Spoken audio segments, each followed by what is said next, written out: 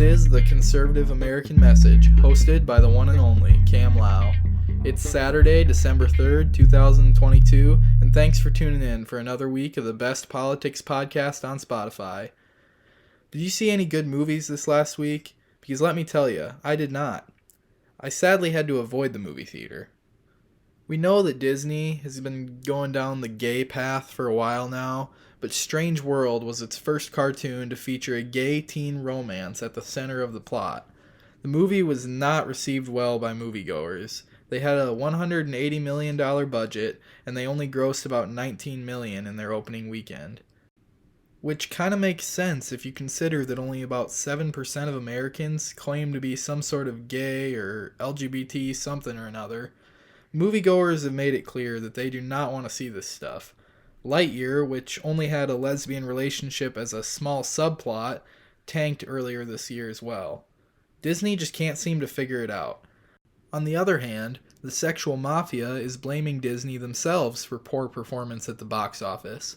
Their claim is that Disney purposely made Strange World to be a bad movie so that it would tank, and then they could say that all this gay stuff is the reason for it, and then they won't have to have these crazy liberals on their case every time they make a wholesome, regular family movie. If that's really true, I think it's a great plan. I mean, these corporations are basically forced to pander to these insane ideologies. But even still, the leftists will not accept the will of the market as the best route for the company. And they will likely continue to pander to the point that if you want to take your kids to a movie, you'll have no choice but to see their agenda being promoted. We've nearly arrived there already, and all we can do as consumers and as parents is refuse. I'm not calling for an all-out boycott of Disney. That's kind of unrealistic. But when they make a movie about gay teens, I'm begging you, please do not take your children to that movie. Do not allow them to force-feed sexualities to your kids. Their goal is to sexualize children, after all. Don't believe me? Did you see the recent ad by Balenciaga featuring children with teddy bears wearing bondage gear? It was pretty disgusting to see.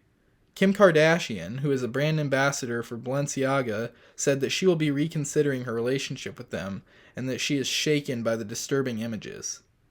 If you've managed to offend Kim Kardashian, that's how you know you've done something wrong. The fashion brand has since removed the ad, apologized, and they filed a lawsuit against the firm that created the advertisements for them.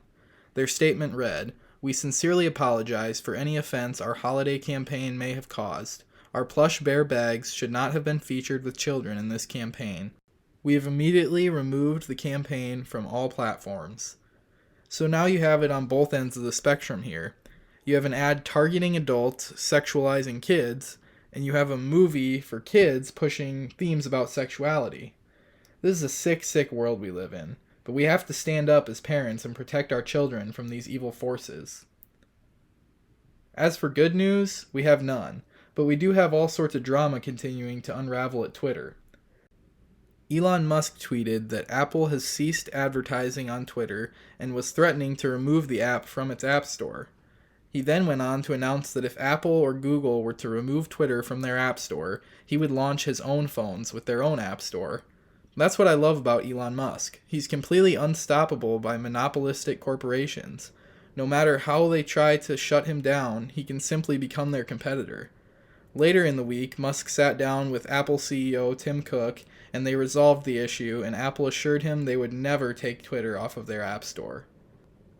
But the best thing to come out of Elon's takeover yet is the absolute nuke he dropped by releasing internal company files that detailed the platform's censorship of the Hunter Biden story. Basically, there are a bunch of emails between Twitter employees reviewing Twitter users' accounts that shared the story, as well as one quote in an email saying, "More to review from the Biden team," followed by a list of links and a reply that says, "Handled these." Many Twitter employees were also seen questioning what was going on and why they were marking tweets as unsafe when they were all just stories about Hunter Biden. Jack Dorsey appears to be among those that were confused. It just goes to show you that regardless of who leads these big corporations, they have so many leftists that have infiltrated them that the liberals have a secret arm in nearly all of corporate America. There are literally thousands of these internal documents that are being posted on Twitter last night and as I'm recording this right now. But let's not give Twitter all of the spotlight. We can't leave out TikTok. The director of the FBI has been voicing his national security concerns about the Chinese app. Do have national security concerns, at least from the FBI's end, about TikTok. They include the possibility that the Chinese government could use it to control data collection on millions of users or control the recommendation algorithm, which could be used for influence operations if they so chose. China is our biggest international threat as a nation, and we need to protect ourselves rather than fall for their schemes. Personally, I deleted TikTok a few months ago, although I used the app for years. As more comes out about it, I am more and more happy about that decision. But I'm not the only one who's done with TikTok. Here's the FCC commissioner.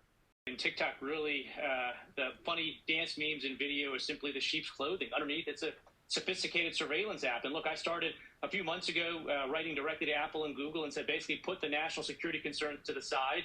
I think these nefarious data flows that have now been disclosed as going back into Beijing. In fact, TikTok, under oath in congressional testimony, refused to answer whether CCP members themselves are accessing U.S. user data right now. And I said that Apple and Google should kick them out of the App Store based on those undisclosed data flows alone. But now we've seen new reporting, and the Biden administration through Treasury, through CFIUS, is looking to have a draft deal in place, according to New York Times reporting, that would allow some data to continue to flow back to Beijing under this. There's concern that that's not tough enough. There's been some concern at the top of the DOJ provided about that, and I echo those concerns. Look, the whole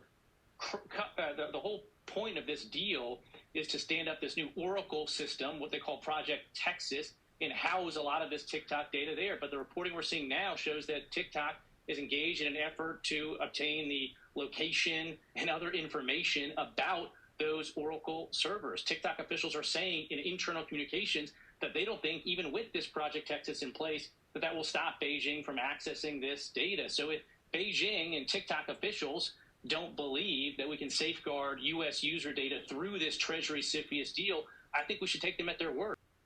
Look, it's simply not worth it.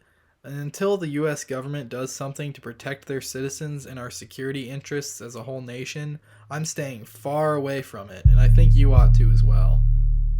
Well, that's all I have time for. Were you offended by this podcast? If so, we'd love to hear all about it. Hit us up on Instagram at The Conservative American Message and tell us what we're doing wrong. Thanks for listening, guys. I really appreciate you all. Have a great week and stay conservative.